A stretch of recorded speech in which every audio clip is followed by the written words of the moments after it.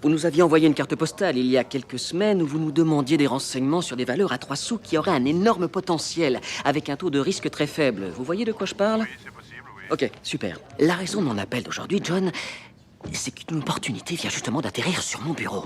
Et c'est peut-être la meilleure offre que j'ai vue ces 6 derniers mois. Si vous avez quelques secondes, j'aimerais vous en parler un peu. Vous avez une minute? Mais je suis très occupé. La société s'appelle Aerotyne International. C'est une boîte de technologie de pointe très prometteuse du Midwest. Ils attendent incessamment sous peu le brevet qui va concrétiser la prochaine génération de détecteurs de radar. Il va y avoir des applications militaires et civiles dans tous les sens. C'est maintenant qu'il faut se décider. Les actions se vendent sur le marché de gré à gré à 10 cents le titre. Et je vous le dis, John, notre analyste nous a indiqué que ça allait grimper très vite. Votre profit sur un investissement, disons, de 6 000 $ pourrait monter à plus de 60 000 $. Ah, c'est le montant de mon crédit. Exactement, vous pourriez rembourser votre crédit. Je pourrais payer ma maison. Ce que je peux vous promettre, c'est que même sur ce marché, je ne demande jamais à mes clients de me juger sur mes gains. Je leur demande de me juger sur mes pertes, parce que j'en ai très peu. Et dans le cas d'Aerotyne, on se base sur des facteurs techniques à la pointe. Alors, on est gagnant à coup sûr. D'accord, je marche. J'en prends pour 4 000 $, je peux le faire. 4 000, ça vous ferait 40 000 actions, John. Laissez-moi bloquer cette transaction tout de suite et ma secrétaire vous rappellera pour vous le confirmer. Ça vous va? Oui, très bien. Super. John, merci de votre confiance. Et bienvenue au centre d'investissement. Merci à vous et bonne journée. Au revoir. Putain, comment t'as fait ça? En 2 secondes, je m'étais fait 2 000 $. Les autres me regardaient comme si j'avais découvert le feu. Génial.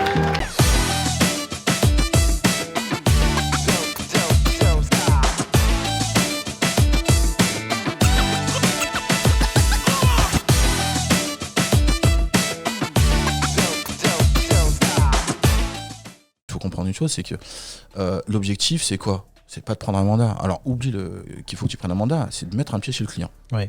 Donc, il faut que Et pour mettre un pied chez le client, il faut que tu puisses déjà au téléphone lui faire comprendre que tu peux lui être utile.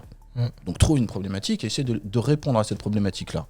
D'accord ? Ensuite, il y a autre chose. C'est que ce que font souvent les gens, c'est que tout de suite, ils appellent et ils font des propositions. J'ai un client, est-ce que je peux venir ? J'ai un client, est-ce que je peux venir ? Ce que je dis à mes élèves, essayez d'être différents. Les 2 premières minutes, évitez tous les gros mots.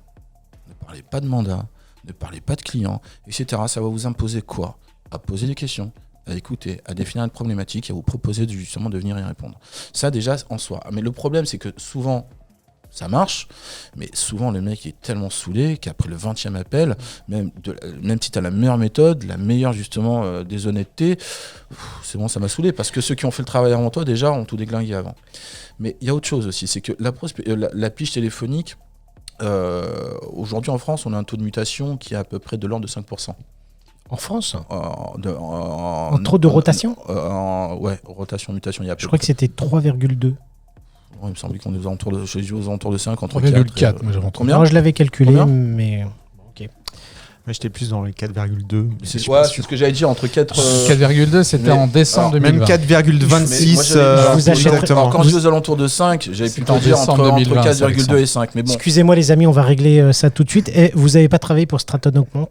non, pas du tout. Parce que là, à l'instant, je m'imagine en fait chez Jordan Belfort, le Voilà. Wood Wall Street, en train d'apprendre et d'enseigner à ses élèves la pige téléphonique. Exactement. Ouais. Et donc d'ailleurs, on envoie un extrait. Et vous attendez, car celui qui parle en premier a perdu. Je suis désolé. Je vous remercie de votre appel. Il faut vraiment que j'y réfléchisse et que j'en parle avec ma femme. Est-ce que je peux vous rappeler? Ils savent plus quoi faire. Faut qu'ils y pensent, faut qu'ils en parlent à leur femme ou à la petite souris. Et à ce moment-là, on s'en fout de ce qu'ils disent. Le seul truc qui les retient, c'est qu'ils n'ont pas confiance en vous, les gars. Et pourquoi ils auraient confiance? Regardez-vous, une bande de pauvres vendeurs véreux, pas vrai? Alors, vous dites quoi? Mais si j'avais voulu vous faire prendre de l'Union Carbide à 7 $ et qu'elle monte à 32. Du Texas Instruments à 11 $ et qu'il monte à 47 $. De l'US Steel à 16 $ et qu'il monte à 41. Vous me diriez tout de suite, Chester, prenez-moi quelques milliers d'actions Disney, là maintenant, et que ça saute mon garçon. C'est pas ça que vous diriez, Kevin, franchement. Si, Je ne sais pas, vous m'appelez là comme ça, je ne vous connais pas. Je suis bien d'accord avec vous. Vous ne me connaissez On pas peut et moi prendre non un plus. moment pour se présenter. Je m'appelle Holden Kopferberg. Robbie Feinberg. Chester Mig. Je suis le vice-président de Stratton Oakmont. Et je vais très vite me placer comme le Top 10 des boîtes de courtier américaines de l'année. On n'arrive pas à ce niveau en perdant de Oui, l'argent, bien sûr, je Stanley. comprends parfaitement, je vous remercie. Vous avez l'air d'être quelqu'un de très sincère. Ça ne nous rendra pas riches et ça ne nous rendra pas pauvres, mais ce genre de transaction va nous servir à... Prendre nos marques pour de futures opérations, Kevin. Vous êtes plus à l'aise maintenant, Scott. De cette façon, vous serez sûr que vous avez enfin trouvé un courtier à Wall Street en qui avoir confiance. Et qui vous fera gagner de l'argent de toutes les manières. Ça vous semble juste? Oui. Je dois vous avouer que je suis impressionné.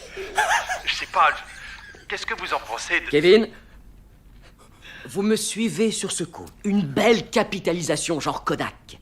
Et vous pouvez me croire, Kevin. Le seul problème que vous allez avoir sera de ne pas en avoir acheté plus. Qu'est-ce que vous en dites?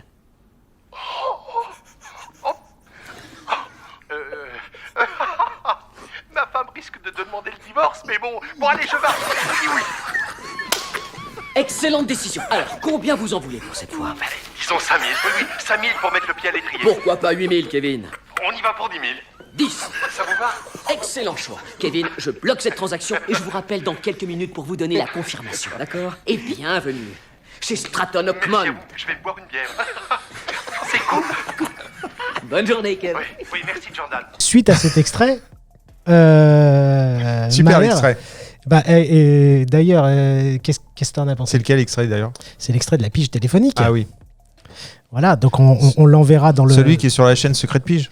Exactement, bravo pour la petite pub, vous pouvez vous inscrire pour la chaîne. Alors, tiens, on va faire un peu de publicité. On a la chaîne d'Alexandre Cordani, Secret de Pige.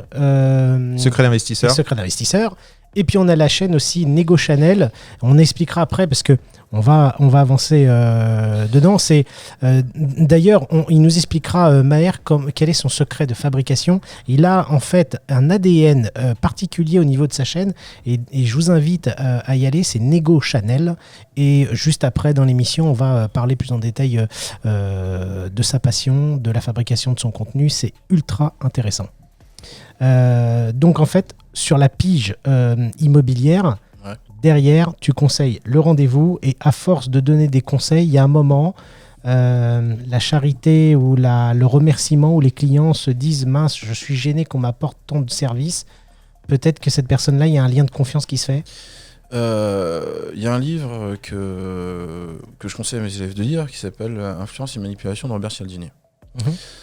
Qui parle de 6 principes. Et il y a un principe le principe de la réciprocité. Donne pour pouvoir recevoir, pour pouvoir convaincre. Donc les 2 principes essentiellement qu'il faut appliquer en pige, c'est la réciprocité et l'engagement. À partir du moment où tu donnes quelque chose au téléphone et qu'en plus derrière tu mets à jour une problématique, bah, lorsque tu fais une proposition, elle peut être mieux perçue. Alors le problème, c'est que beaucoup ont des clients, effectivement, c'est vrai. Ils appellent directement en disant écoutez, j'ai un client, est-ce que je peux venir visiter l'appartement pour pouvoir le proposer? Mais malheureusement, aujourd'hui, tout le monde a ce discours-là. Et ce que je dis, c'est que c'est un petit peu le principe de l'innocent en prison. Ils sont tous innocents en prison. Le problème, c'est que tu en as peut-être un vrai, mais ça va l'étouffer par la voix des autres. C'est vrai.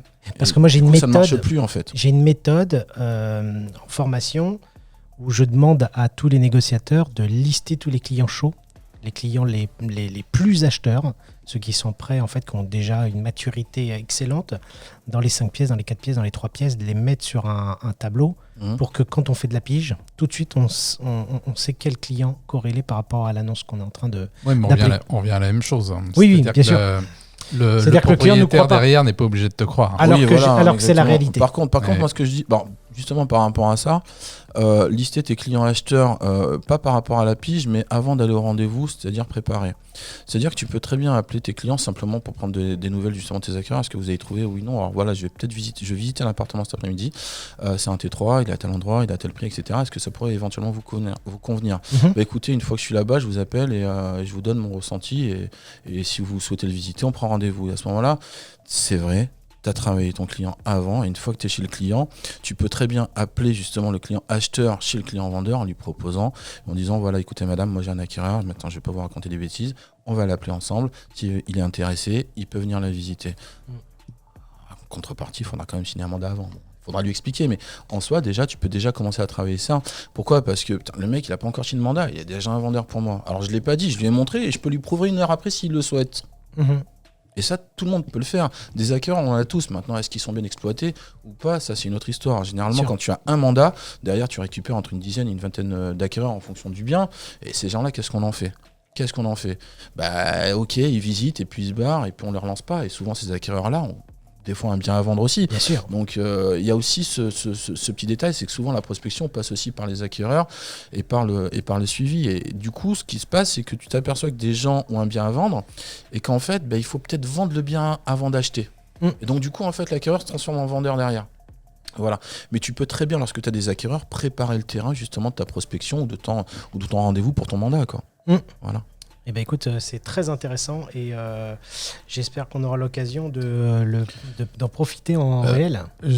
J'avais juste une question pratique. Tu disais qu'au bout du 20e appel, peu importe le discours, le vendeur t'écoute plus. Ouais.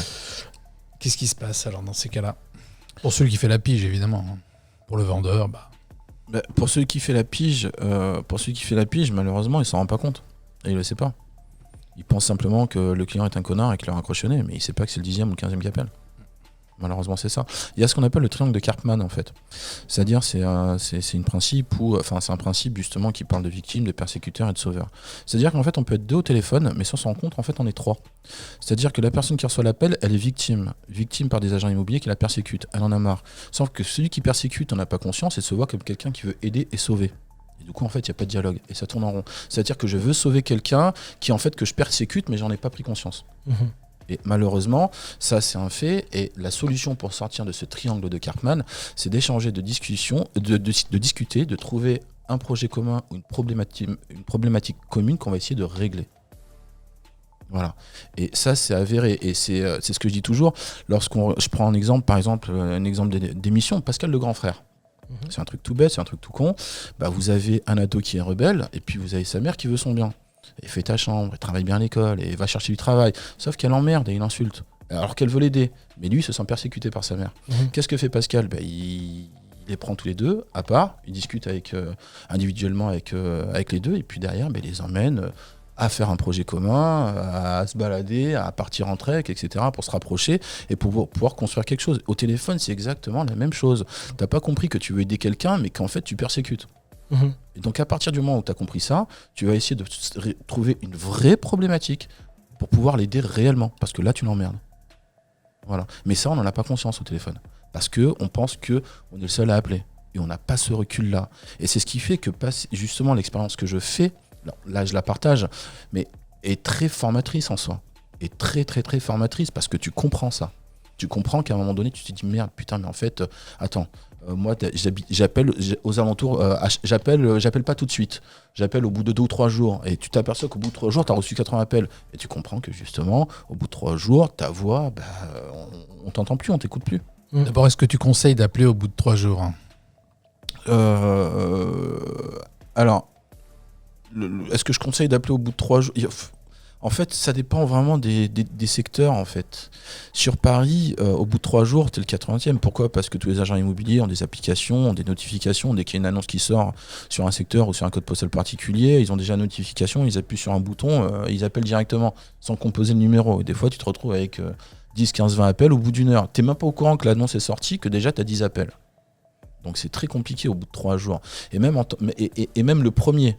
Et même le premier, ça peut être compliqué aussi parce que il faut pas oublier aussi que le mec qui passe l'annonce en soi est un particulier qui veut vendre par un particulier. Au bout d'1 minute, le mec il veut vendre un particulier. Mais attends, ça fait 1 minute qu'elle est sortie. Laisse-moi le temps de voir, de digérer. Peut-être que demain j'aurai un client particulier, je ferai une visite. Ils ont du mal à s'engager tout de suite les particuliers. Ça, tu le sais. Et on le voit. Écoutez, je viens juste de mettre l'annonce. Et donc du coup, s'il vient juste de mettre l'annonce, ok, faites attention parce que le truc, c'est qu'il ne faut pas que votre bien, à un moment donné, se retrouve à la 14e page, que tout le monde l'ait vu, que vous ayez mal estimé, etc. Alors voilà ce que je peux vous proposer pour vendre justement dans les meilleures conditions, pour pouvoir optimiser justement la mise en vente de votre bien, parce que les 3 premières semaines sont les plus importantes, et c'est ce qu'on voit généralement lorsqu'on passe une annonce. D'accord, les acquéreurs appellent la première, la deuxième et la troisième, et puis ensuite ça devient un bien mort, et ensuite ça descend. Et ça fait une courbe en fait, au final, comme ça. Donc faites attention justement à ça. Comment est-ce que vous avez fait votre estimation? Comment est-ce que vous avez fait ci? Comment est-ce que vous avez fait ça?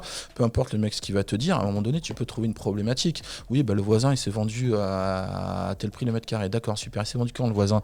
Ouais, il s'est vendu à 6 mois. Non mais attendez, il s'est vendu à 6 mois? Ou il est parti à 6 mois? Il est parti à 6 mois, d'accord. Donc il s'est vendu au minimum il y a entre 9 et 10 mois. Il y a le confinement, il y a la crise, le marché a complètement déjà changé. Une estimation, c'est valable 6 mois, ce qui veut dire que là, vous êtes basé sur un prix qui date déjà d'il y a 10 mois. À peu près un an. Je vous conseillerais quand même de faire l'estimation à la date d'aujourd'hui. Voilà ce que je peux vous proposer. Et t'expliques le truc. Si tu es toujours là à venir en disant que tu as un client, que si, que ça va être compliqué dès le début. Que ce soit le premier jour, le 3e jour, ou même après au bout de 15 jours, l'idée déjà en soi, c'est de comprendre qu'il faut à un moment donné que le client te dise oui, viens chez moi. Viens chez moi pourquoi? Je laisse pas venir n'importe qui chez moi. Je laisse venir des gens chez moi pour une raison bien précise. Parce que justement, ils vont pouvoir m'aider, ils vont répondre à une problématique, ou alors je les ai invités moi volontairement. Bien sûr. Et donc dans l'écosystème en fait d'affaires immobilier, la pige, d'après toi, elle représente combien de pourcentage de 20% de la prospection. C'est 20% de la prospection. 20% de prospection, pourquoi? Parce que. Et de chiffre d'affaires. Tout à l'heure, quand je parlais justement de taux de mutation, quand j'ai dit 5%, c'était pour avoir un chiffre rond, pour vous expliquer un truc. Alors, moi, comme Alexandre, j'étais entre 4,2, 4,5, ou peut-être même. Là, j'ai pas les derniers chiffres, donc j'étais parti plus ou moins là. Dites-vous que, par exemple, si on prend le taux de mutation entre 4 et 5, admettons 5, même si c'est 4, peu importe. Partons du principe de 5. Ça veut dire que sur une rue où il y a 100 copropriétaires, 5 potentiellement pourraient être vendus cette année. D'accord? Ou alors si le taux de mutation est de 4, ça veut dire que sur une rue de 100 copropriétaires, 4 seront vendus cette année. Il y a un bien aujourd'hui qui est visible. C'est-à-dire qui est sur Internet, qui est soit à la vente chez des confrères, chez des professionnels, ou alors de particulier à particulier. D'accord? Donc sur 5, ça représente 20%. Les autres, c'est quoi? Ce sont des biens qui sont en projet. C'est-à-dire que vous avez par exemple monsieur et madame Martin. Madame Martin a appris hier à un monsieur qui a été enceinte. Ils vivent dans un T1. Et bien que vous le vouliez ou non, il n'y a rien encore qui a été fait, mais le fait qu'elle est tombée enceinte hier et qu'elle a annoncé à monsieur, c'est un bien qui sera vendu cette année pour pouvoir acheter plus grand. Deuxième cas de figure, monsieur et madame Dupont, les voisins, monsieur ou madame a appris hier que monsieur ou madame le ou l'a trompé. C'est-à-dire que déjà, c'est pas bien, on est d'accord. Voilà, ou elle a surpris sur Tinder, ou peu importe. Mais sur Kinder. Sur Kinder. Mais la tromper avec le monsieur qui va être futur papa de l'autre T1. Voilà, et là, c'est terrible. Voilà, et là, c'est terrible. Non, mais le problème, il est qu'en fait, c'est un métier qui va avec la vie. Tant qu'il y aura des naissances, tant qu'il y aura des séparations, tant qu'il y aura des divorces, moi, j'invite tout le monde à taper 2 mots sur Google. Divorce et proportion. 45% des mariages finissent par un divorce. C'est intéressant. 45%. Il faut que tu nous envoies la musique des Feux de l'amour. Et donc, du coup, il y a des biens qui sont en projet, il y a des biens qui sont ignorés. Les biens qui sont ignorés, c'est quoi? C'est que c'est monsieur et madame Martin ne se sont pas encore trompés, mais monsieur va la tromper. Ou madame va le tromper. Ils ne savent pas encore. Il y a autre chose. Alors, ce sont les messieurs qui trompent plus ou les dames? Il y a autre chose. Justement, juste pour aller au bout de mon raisonnement. Des proportions là-dessus ou pas? Juste pour aller au bout de mon raisonnement, le fait est qu'en fait, ce qui va se passer, c'est que ça, ce sont des gens que tu prends sur le terrain. C'est-à-dire, avec une certaine récurrence, t'es passé une semaine avant, t'es passé une semaine après, t'es passé une semaine avant, il n'y a rien du tout, tu passes le mois d'après, il s'est passé quelque chose. Ces gens-là, t'es à la base du projet. Il y a des gens qui sont pas en projet, ce qu'on appelle des biens ignorés. C'est-à-dire qu'on connaît tous ce client qui a essayé de vendre l'année dernière, il y a 2 ans, il y a 3 ans, et puis à un moment donné, le bien n'est plus commercialisé, il n'est de nulle part, mais si cette personne-là, tu lui apportes le service qu'il demande, tu lui apportes plus ou moins le prix qu'il demande, il vend. D'accord? Et donc ça, c'est sur le terrain. D'accord? Donc la pige représente en soi, pour ma part, 20% de la prospection. Et l'erreur que l'on fait, c'est faire 100% de pige. C'est-à-dire qu'en fait, on va mettre 100% de son énergie pour une activité qui représente 20% de prospection. La prospection doit être complète et totale. Il faut qu'il y ait du téléphone, il faut qu'il y ait du terrain, il faut qu'il y ait du mailing, etc. et tout ça. Écoute, j'avais une dernière question pour terminer cette partie-là. La dernière question, c'était, tu penses que, en fait, au bout d'un certain temps, on peut commencer à arrêter la pige au bout de 1, 2, 3 ans? pour profiter un peu de la notoriété de cette première boucle qui se fait de nos clients? Arrêter, non.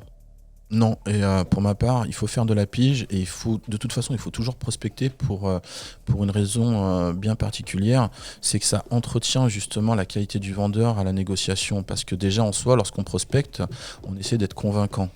On essaie d'échanger, d'écouter, de trouver une problématique. C'est exactement ce que l'on fait lorsqu'on est sur le terrain.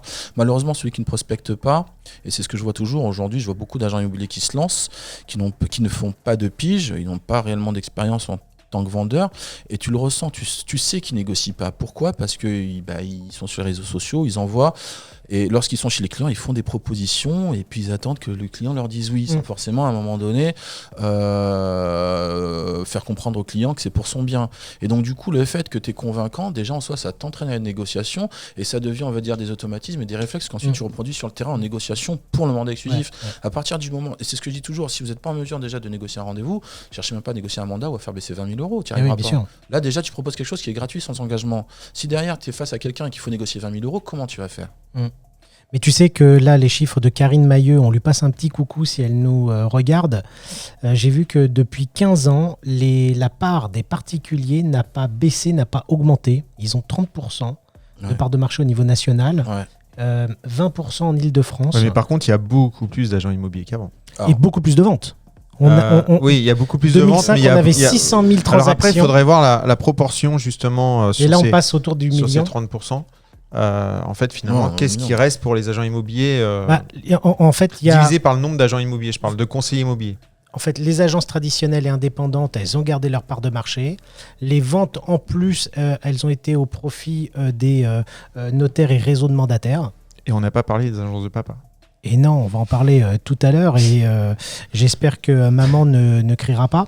Parce que papa est en haut, il fait des gâteaux. Exactement. Moi, je voulais qu'on passe à la suite. Je voulais qu'on parle un petit peu la création de contenu que tu crées sur YouTube. Ouais.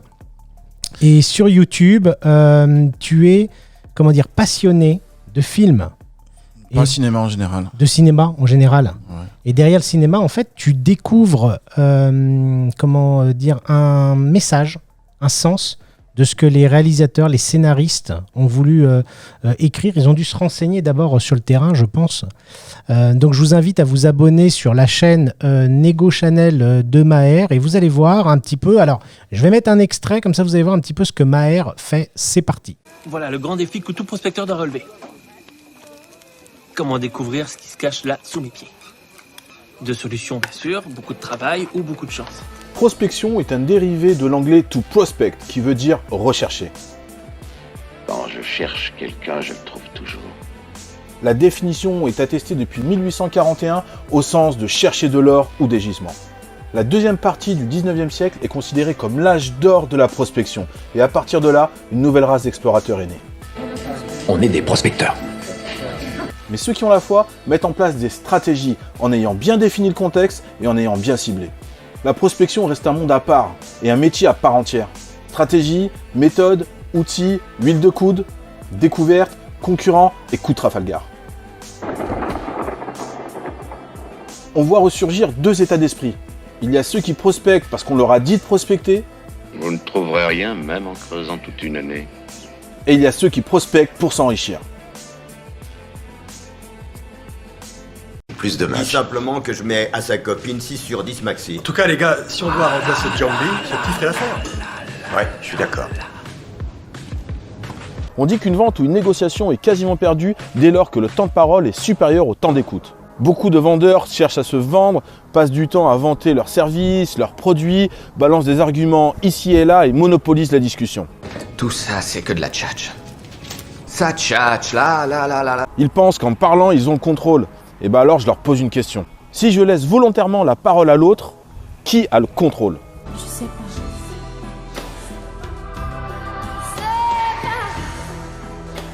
En 2018, la France est championne du monde. La France est championne du monde de football ! Et tenez-vous bien, avec le taux de possession de balles le plus faible pour un finaliste depuis 1966. Didier Deschamps a préféré laisser le ballon à ses adversaires pour pouvoir observer, s'adapter, ajuster ses positions et contrôler le jeu. Le mec est de dos, il est de dos. Il est de dos. Ton but, tu vas pas nous faire mal. sert à rien de vouloir lui passer devant, on le contrôle. Alors Maher, on a vu un petit peu ce que tu fais au niveau de la chaîne YouTube. Je trouve ça très intéressant parce que en fait, tu arrives à allier contenu de formation et surtout en immobilier et tu retranscris en fait un message à travers les vidéos. Alors, c'est dans ma pédagogie, j'utilise exactement la même chose, c'est-à-dire que lorsque je suis face à des apprenants, que ce soit des professionnels ou des élèves, j'utilise c'est-à-dire la même méthodologie. Je montre des extraits de films. J'essaye d'expliquer, j'essaie d'avoir un discours qui puisse être entendu, écouté et perçu par un maximum de personnes possibles. Lorsque, par exemple, lorsque je donne un cours à des élèves, c'est très compliqué de les tenir, on va dire, concentrés une matinée entière. Il ne faut pas que ce soit plat, il ne faut pas que ce soit linéaire, effectivement. Donc, je leur parle d'un sujet peut-être pendant 1 heure. Ensuite, je leur montre un extrait ou 2 de films qui sont en corrélation avec le sujet. Puis ensuite, derrière, on parle, on débat, on échange, ce qui fait que c'est assez varié, en fait. Donc, on a écouté le prof, on a regardé, on a vu, on a été attentif. Ensuite, on a échangé, on a discuté. Et pour ma part, c'est peut-être je trouve personnellement que c'est le meilleur moyen, justement, de pouvoir transmettre et de pouvoir apprendre. Alors maintenant, je sais qu'on a un spécialiste de PNL ici, et aujourd'hui, si tu veux faire passer un message, et si tu veux vraiment parler à tout le monde, peut-être que justement Alexandre pourra le confirmer ou pas, il faut vraiment utiliser tous les canaux, c'est-à-dire qu'il faut être pertinent dans tes explications pour que celui qui est plus auditif qu'autre chose puisse percevoir le message, montrer justement des extraits ou montrer du visuel pour que ceux qui perçoivent de manière visuelle le prennent aussi, et essayer de faire naître ou de créer des émotions pour que ça puisse parler au kinesthésique aussi, en fait. Tu montres en fait aussi bien des messages exactement bienveillants que bienveillant. Si vous regardez un petit peu bien les vidéos que je fais, je ne donne pas mon avis. C'est pas un avis que je donne, en fait, c'est simplement une réflexion. Toutes les vidéos sont basées sur une réflexion et sur une question, on va dire, de savoir-être, de logique et de réflexion, tout simplement. Je suis pas là à dire il faut. Non. Voilà comment les choses se passent. Voilà comment logiquement on devrait faire. Maintenant, t'es d'accord, t'es pas d'accord, mais l'idée c'est que je prends un sujet en soi. Tous les sujets que je prends, c'est des sujets que je maîtrise ou que j'enseigne. Les livres dont je parle, ce sont des livres que j'ai lus, donc je ne vais pas prendre un sujet que je ne maîtrise pas ou que je ne connais pas. C'est essentiellement par rapport à ma propre expérience, que ce soit sur l'aspect commercial, prospection et immobilier. Alors, j'ai cette chaîne YouTube, je l'ai créée dans un but, on va dire, de transmission et de communication, parce que pendant le premier confinement, au mois de mars 2020, tous les cours se sont arrêtés et j'ai à peu près 500 élèves dispersés dans les 3 écoles, et il fallait maintenir une relation. Alors toutes les écoles ne se sont pas adaptées tout de suite justement à la visio, au Zoom, etc. Donc il a fallu à peu près 1 mois et demi pour qu'on puisse se mettre à jour. En plus ça a commencé avec des couacs, etc. C'était pas parfait, mais moi pendant ce temps-là j'avais des élèves qui en fin d'année passaient des bachelors ou des masters, donc il fallait que je continue. Donc j'écrivais des cours et je leur envoyais, mais je me suis aperçu que ça suffisait pas.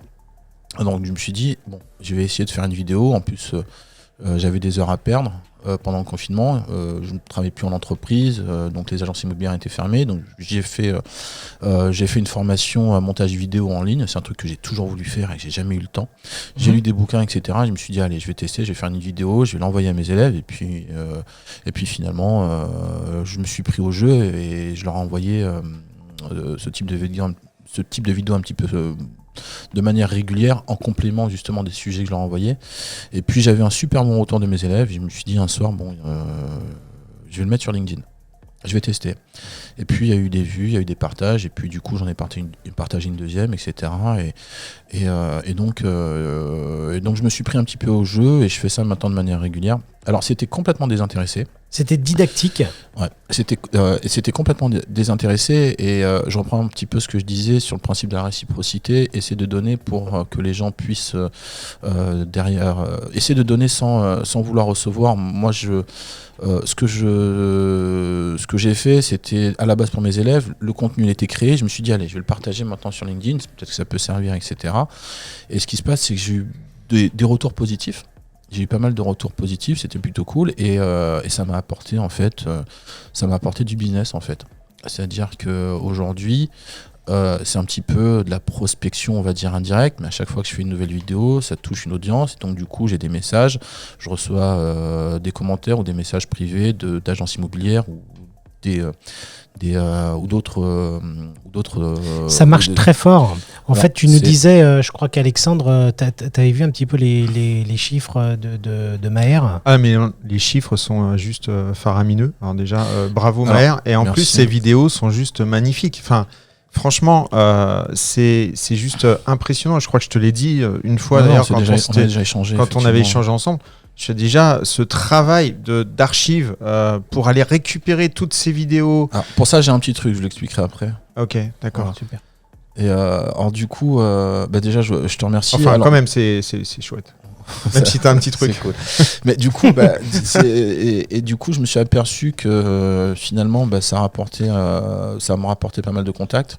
Et donc, ça m'a rapporté aussi des contrats. C'est super, tant mieux, alors que je l'ai fait simplement dans le but de garder, on va dire, le contact avec mes élèves et dans le but de pouvoir leur proposer quelque chose, on va dire, d'un peu plus varié qu'un simple. Mais c'est super bien écrit aussi.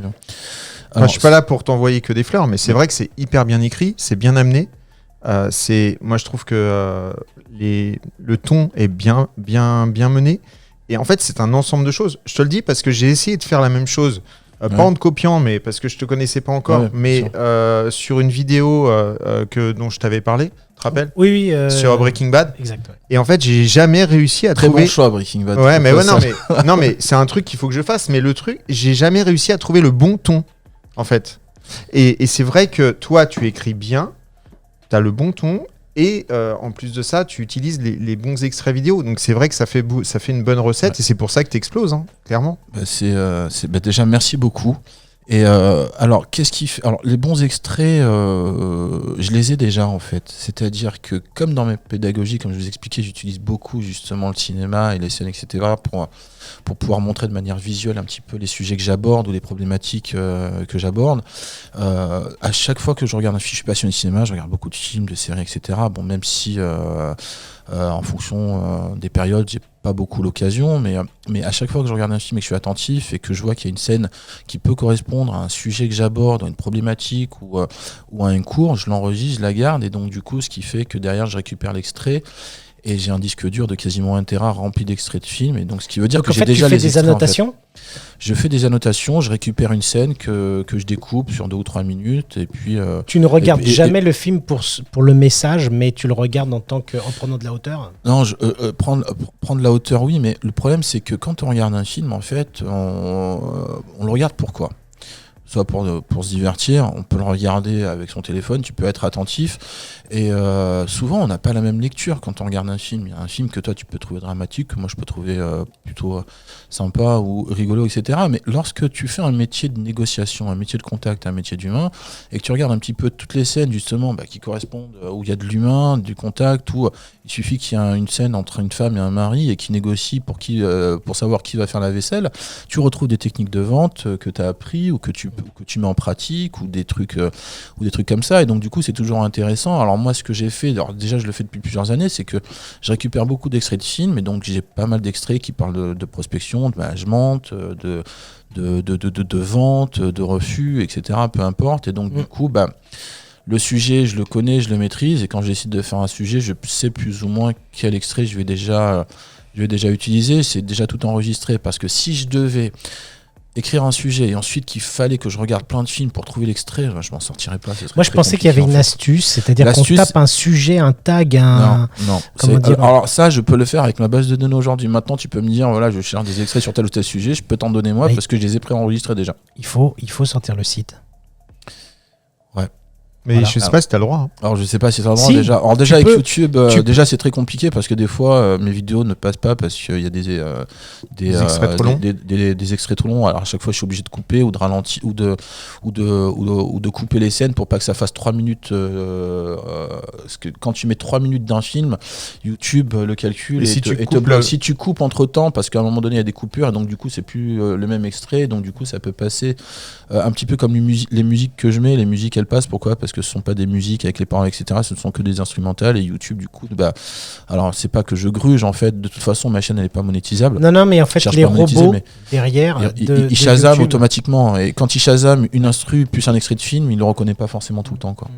Par contre les youtubeurs qui sont dans des régies comme Webedia, ils ont en fait le robot qui ne passe pas dessus et ils ont des contrats Webedia ou d'autres régies pour payer les droits ou des accords avec les ayants droit.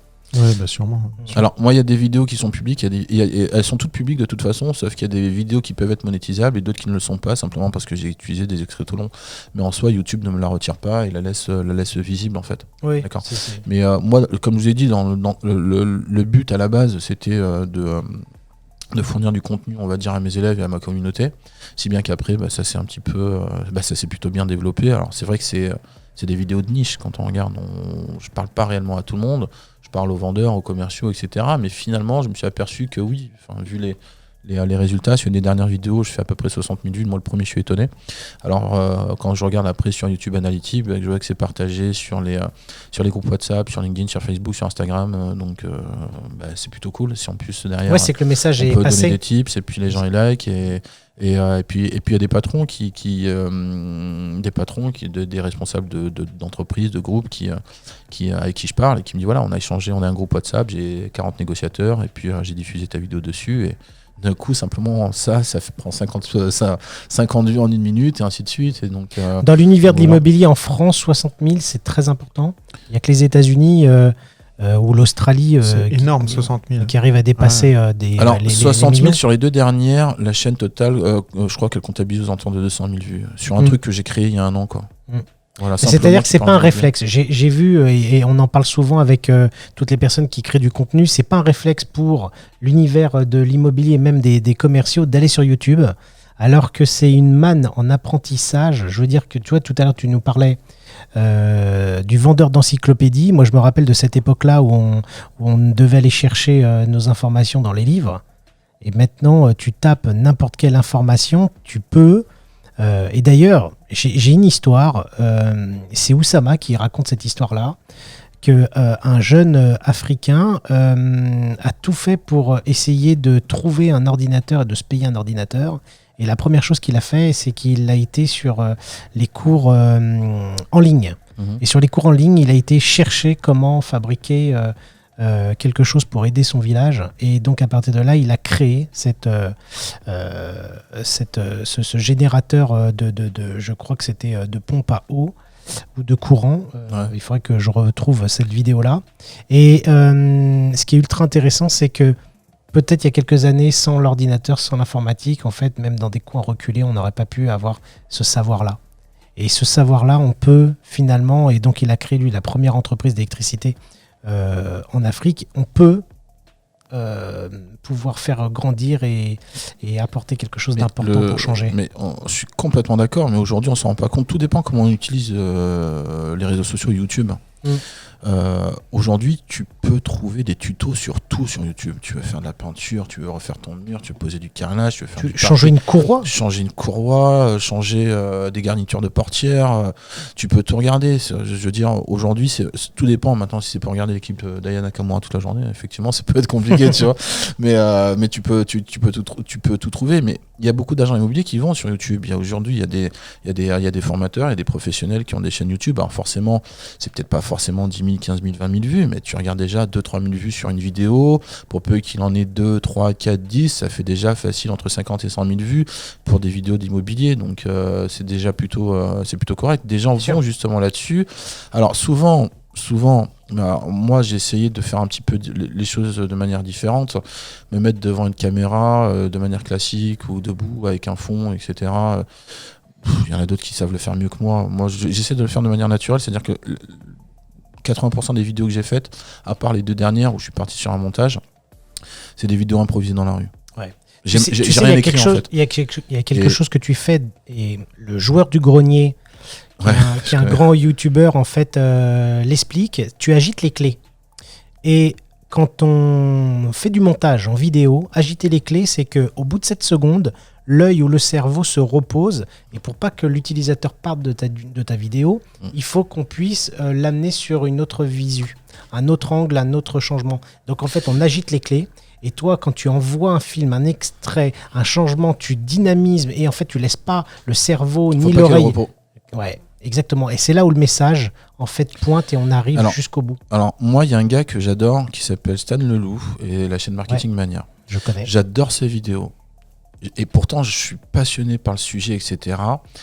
Alors, déjà, c'est un complément que je lui fais parce que vraiment, j'apprends énormément. Mais déjà, moi, personnellement, c'est un ressenti. Hein, je trouve ces vidéos trop longues. Je lâche au bout de 5 minutes.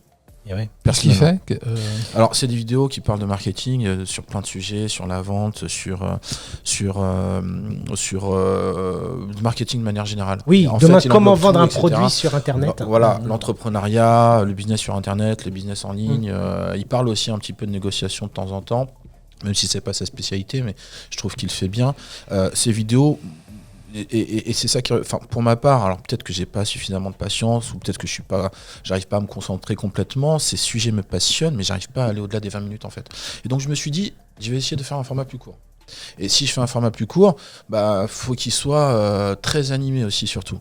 Et donc pour qu'il soit animé, faut pas qu'on me voit moi à chaque fois. Il faut que j'incruste des extraits de films, il faut ci, il faut ça. Et donc du coup, je suis arrivé plus ou moins au format que j'ai aujourd'hui. Alors la plupart des vidéos, ça me prend des fois dans la rue. La plupart des vidéos que j'ai fait, c'est improvisé. Je suis dehors en me filmant en mode selfie en plus. Et donc je parle pendant 5-10 minutes du sujet. Ensuite, je fais mon petit montage et je rajoute les extraits qui peuvent correspondre justement à mes propos. Et sur les 2 dernières, je me suis dit, allez, je vais essayer de faire quelque chose d'un peu différent. C'est simplement un test où là, du coup, j'ai fait un podcast vidéo. Enfin, je sais pas comment en fait on peut appeler le format. En fait, c'est un type de podcast, mais animé en vidéo où justement, j'essaie de représenter plus ou moins tout ce que je dis, avec aussi, pareil, des extraits de films, etc. Ouais, c'est très bien. Les 2 formats plaisent apparemment, donc les 2 derniers peut-être un peu plus, vu que du coup c'est les deux dernières vidéos qui ont fait exploser un petit peu l'audience. L'audience, effectivement, depuis ces 2 vidéos, voilà. Bon, ça, c'était un texte qui était préparé. Ouais, alors moi j'ai beaucoup écrit, j'écris énormément, j'ai en Word entre 400 et 500 pages, de quoi écrire un livre en fait. Déjà en soi j'écris des cours, et du coup des cours ensuite je rajoute un petit peu ma réflexion, etc. Et donc du coup ça fait que combiner déjà, voilà. Alors c'est vrai que les 2 dernières vidéos, c'est ce que je dis sur LinkedIn d'ailleurs, c'est un extrait d'un livre que je pourrais sortir. Voilà. Mais sors-le. Écoute. Ouais, sors-le. Merci. On a pris le rendez-vous, donc on va avoir le prochain livre de Maher. Alors maintenant, mais c'est voilà. Après, le texte est travaillé. Alors, le truc, c'est que c'est qu'un premier jet en fait. C'est vraiment, je prends un sujet. Au départ, je pars sur l'idée d'un cours, et puis finalement, voilà, ça finit un petit peu toujours en cacahuète le truc, et tu pars sur t'écris de manière fleuve. Et du coup, là, les 2 dernières vidéos, c'est plus ou moins des passages que j'ai récupérés et que j'ai mis en image et que du coup, derrière, j'en ai fait plus ou moins un podcast vidéo que j'ai mis sur YouTube et que j'ai partagé sur LinkedIn. Voilà. Bon, super, Maher. Tu sais, dans tes vidéos, tu parles de l'art de la négociation, beaucoup de vidéos de l'art de la négociation, et tu nous dis écouter pour convaincre. Ouais. En fait, il faut très peu parler pour convaincre. Il y avait une phrase, le premier qui parle a perdu. Je sais pas si tu te rappelles de ça. C'est ce que tout le monde dit en fait. 2 oreilles et une bouche. 2 oreilles et une bouche, mais même pas ça. Le premier qui parle a perdu, c'est-à-dire que lorsque tu fais une proposition, il faut comprendre qu'à un moment donné, il y a un temps de délibération chez l'interlocuteur qui réfléchit, etc. Si c'est lui qui parle, c'est qu'il a mis fin à cette période de délibération et qu'il a pris une décision. Si c'est toi qui parles avant lui, tu le coupes justement dans ce processus de réflexion, de délibération. C'est pour ça pourquoi on dit que le premier qui parle a perdu, parce que tu vas parler, tu vas couper, et du coup peut-être que c'était une réflexion positive, mais tu vas parler, et donc du coup peut-être que tu vas te mettre en porte-à-faux, et derrière il va te dire non. Et c'est pour ça pourquoi on dit que le premier qui parle a perdu. Parce que si c'est l'interlocuteur qui parle en premier, il a perdu, mais en fait il n'a pas réellement perdu, nous on a gagné, parce que du coup il va peut-être aller dans notre sens, ou s'il ne va pas dans notre sens, il va nous dire pourquoi, et derrière peut-être qu'on va essayer de revenir et de le convaincre. Et il y a plusieurs manières d'écouter. C'est ce que je dis en fait, c'est qu'il y a plusieurs types d'écoute, mais il y en a 3 qui ressortent de manière générale dans notre métier. C'est qu'il y a ce qu'on appelle l'écoute apparente formelle. On l'a tous connu, la mamie qui arrête pas de parler, etc. Et puis on est là, oui, bravo, c'est super, magnifique, etc. On écoute, mais en fait on n'écoute pas, on est là, on n'est pas là, c'est simplement pour être poli, et puis on rebondit. J'ai une idée, tu pourrais le reprendre et je lui ai donné d'ailleurs à Alexandre. Il y a un film je crois que c'est La Soupe aux choux. Et dans la soupe aux choux, à un moment, ils en ont marre. Il est bon. Belle référence. Il faut le garder dans le grand talk, il est bon. Ils en ont marre de recevoir les plaintes des habitants quand ils ont vu les secoupes volantes. Ouais. Et à la fin, les policiers, la gendarmerie, elle finit par mettre une pancarte, le bonhomme qui bouge, qui continue. Et en fait, tu as la vieille personne qui continue à parler. Mais ça, c'est une écoute. C'est ce qu'on appelle l'écoute apparente formelle. Ouais. En apparence, on écoute, mais en fait, on n'écoute pas, on n'en a rien à foutre. Et ça, on le fait tous les jours, ça, avec nos conjoints, nos conjointes, nos copains, nos amis. Putain, et là, non, moi, ma femme, je l'écoute vraiment. Nous, en ce moment, là. Non, mais ça dépend, hein, voilà. Donc, dans le grand talk, on le fait tous à un moment donné. On le fait en soi déjà par politesse. Souvent, on le fait souvent, ça nous arrive de le faire par politesse. Ensuite, à côté de ça, il y a ce qu'on appelle l'écoute empathique. L'écoute empathique, c'est, on va dire, une écoute un peu plus proche, où justement la personne va nous parler et du fait qu'elle nous explique ses déboires, ses problèmes, et on va ressentir justement peut-être de la peine, de la joie pour elle, etc. Et c'est ce qui peut nous arriver face à une situation avec un client, des fois, il nous explique ses déboires, sa situation, et derrière on peut comprendre la situation du client. Voilà, il a des problèmes d'argent, il est en train de divorcer, c'est très compliqué, il n'arrive pas à vendre. Pour peu qu'on ait des humains aussi, qu'on soit passé par les mêmes étapes, on peut essayer de comprendre, et du coup on crée de l'empathie. On dit qu'il faut de l'empathie. Et comment on crée de l'empathie? En écoutant justement avec une écoute empathique. De l'empathie et non de la compassion. Et non de la compassion, merci. Mais c'est vrai en plus. Et derrière, il y a ce qu'on appelle le dernier secret de pige. Le dernier secret de pige. On est sponsorisé par Secret de Pige. Et donc, on va recevoir les t-shirts et les mugs Secret de Pige. Très bientôt. Bah, écoute, on attend. Vous allez m'en envoyer. Voilà. Et à côté de ça, et les euros aussi, pardon, je te coupe. On les attend aussi, Alexandre. Hein, ça vient pas. Ça arrive. Excuse-moi, Mike. Pas de souci. Et du coup, pour finir, en troisième point, il y a ce qu'on appelle l'écoute active, qu'on dit qu'il faut utiliser l'écoute active, écouter activement, mais très peu de personnes savent ce que c'est que l'écoute active. L'écoute active, c'est qu'il faut être en action et qu'il faut rebondir à une réponse par une autre question. C'est un petit peu la chanson que je chante à mes enfants. 3 petits chats, chapeau de paille et paillasson, somnambule, bulletin, tintamarre, marabout. Et du coup, à la fin, en fait, c'est ça. Pourquoi est-ce que vous vendez? Je vends parce que je suis muté. Ah super, vous êtes muté où? Je suis muté à Paris, d'accord. Et vous partez quand? En fait, c'est toujours lié en fonction. Je pars dans 3 mois, d'accord. Mais vous savez comment se passe une vente? Pas vraiment. Il faut 3 mois pour vendre. Ça veut dire que vous avez plus beaucoup de temps. Qu'est-ce que vous avez fait jusqu'à présent?